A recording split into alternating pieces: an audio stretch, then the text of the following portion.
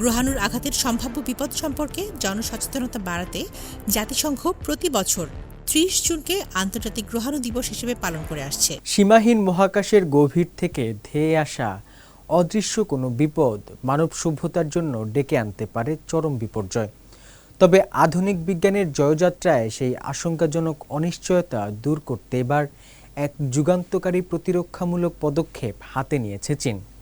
পৃথিবীর বুক থেকে শুরু করে মহাশূন্যের উচ্চতা পর্যন্ত এক দুর্ভেদ্য নজরদারি বলয় গড়ে তোলার ঘোষণা দিয়েছে চায়নার ন্যাশনাল স্পেস অ্যাডমিনিস্ট্রেশন। মহাশূন্যে ঘুরে বেড়ানো সম্ভাব্য বিপজ্জনক গ্রহাণুগুলোর গতিবিধি ট্র্যাক করতে এবং সেগুলোর আঘাত হানার ঝুঁকি নিরূপণ করতে ভূপৃষ্ঠ ও মহাকাশভিত্তিক যন্ত্রপাতির সমন্বয়ে একটি অত্যাধুনিক আর্লি ওয়ার্নিং বা প্রারম্ভিক সতর্কবার্তা সংক্রান্ত গ্রহাণু পর্যবেক্ষণ ব্যবস্থা গড়ে তোলার ঘোষণা দিয়েছে চায়না ন্যাশনাল স্পেস অ্যাডমিনিস্ট্রেশন। সম্প্রতি আন্তর্জাতিক গ্রহাণু দিবস উপলক্ষে এই ঘোষণা দেয় মহাকাশ গবেষণা সংস্থাটি। গ্রহাণুর আঘাতের সম্ভাব্য বিপদ সম্পর্কে জনসচেতনতা বাড়াতে জাতিসংঘ প্রতি বছর ৩০ জুনকে আন্তর্জাতিক গ্রহাণু দিবস হিসেবে পালন করে আসছে, যা সমস্ত মানবজাতির জন্য একটি অভিন্ন চ্যালেঞ্জ। মহাকাশ ও ভূপৃষ্ঠের সমন্বিত নেটওয়ার্ক গ্রহাণু প্রতিরক্ষা ব্যবস্থা গড়ে তোলার পরিকল্পনার অংশ হিসেবে চীন এমন একটি সমন্বিত নেটওয়ার্ক তৈরি করবে যেখানে ভূপৃষ্ঠ এবং মহাকাশ টেলিস্কোপ সহ বিভিন্ন সরঞ্জাম যুক্ত থাকবে। এর মূল লক্ষ্য হল কোনো ধরনের ব্লাইন্ড স্পট বা অন্ধত্ব বা ফাঁক ফোকর ছাড়াই পুরো প্রক্রিয়া পর্যবেক্ষণ করা। ভূপৃষ্ঠে আমরা বাছাইকৃত সেরা অবজারভেটরিগুলোতে বেশ কয়েকটি বড় অ্যাপারচার বা উন্মুক্ত মাপের অপটিক্যাল টেলিস্কোপ স্থাপন করে একটি গ্রাউন্ড বেজ মনিটরিং ও আর্লি ওয়ার্নিং নেটওয়ার্ক তৈরি করব। অন্যদিকে মহাকাশে আমরা বায়ুমণ্ডলের বাইরে টেলিস্কোপ স্থাপন করব।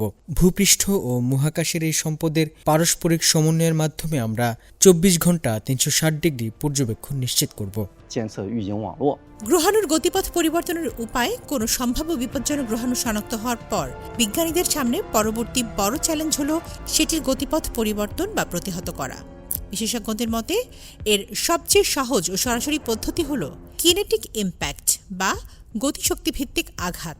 এই পদ্ধতিতে একটি মহাকাশযান বা মিসাইল সজোরে গিয়ে গ্রহাণুটির সাথে ধাক্কা খায়, যা এর গতিপথ পরিবর্তন করে দিতে পারে অথবা এটিকে ছোট ছোট টুকরো করে সামগ্রিক হুমকি কমিয়ে আনে।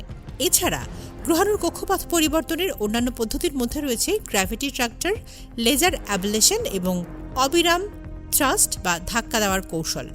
এসব পদ্ধতির মূল লক্ষ্য হল বহু আগেই গ্রহাণুটিকে পৃথিবীর কক্ষপথ থেকে দূরে সরিয়ে দেওয়া, যাতে সম্ভাব্য সংঘর্ষ এড়ানো সম্ভব হয়। কিনেটিক ইম্প্যাক্ট হলো সবচেয়ে কার্যকর ও সহজ পদ্ধতি, তবে এর কার্যকারিতা মূল্যায়ন করা কিছুটা কঠিন। অন্যদিকে অবিরাম প্রতিহত করার প্রক্রিয়াটি আরও নিখুঁত ফলাফল দিলেও এর প্রধান চ্যালেঞ্জ হল প্রযুক্তির প্রয়োগকৃত বল অত্যন্ত দুর্বল হয়ে থাকে। এ কারণে আগেভাগে শনাক্তকরণ অত্যন্ত গুরুত্বপূর্ণ, কারণ আমাদের হাতে যত বেশি সময় থাকবে বিপদ এড়ানোর জন্য তত বেশি বিকল্প পথ খোলা থাকবে। প্রযুক্তির অগ্রগতি ও বর্তমান পরিস্থিতি চলতি বছরের জুন মাস পর্যন্ত বিশ্বের বিভিন্ন মহাকাশ সংস্থার উদ্যোগে ৪০,০০০-এরও বেশি নিয়ার আর্থ গ্রহাণু আবিষ্কৃত ও তালিকাভুক্ত করা হয়েছে। যদিও এর মধ্যে কোনোটি পৃথিবীর সাথে সরাসরি সংঘর্ষের পথে রয়েছে বলে নিশ্চিত করা হয়নি, তবুও ছোট আকারের অনেক মহাজাগতিক বস্তু এখনও আমাদের অগোচরে রয়ে গেছে। সিএনএসএ জানিয়েছে গ্রহাণুর আঘাতের ঝুঁকি মূল্যায়নের জন্য প্রাথমিক পর্যায়ের আর্লি ওয়ার্নিং মডেল ও অ্যালগরিদম তৈরিতে ইতোমধ্যেই উল্লেখযোগ্য অগ্রগতি সাধন করেছে চীন এবং বর্তমান একটি পূর্ণাঙ্গ অপারেশনাল নিয়ার আর্থ গ্রহাণু ঝুঁকি সতর্কবার্তা ব্যবস্থা গড়ে তোলার কাজ চালিয়ে যাচ্ছে দেশটি। তামান্না জেনিফার, সিএমজি বাংলা।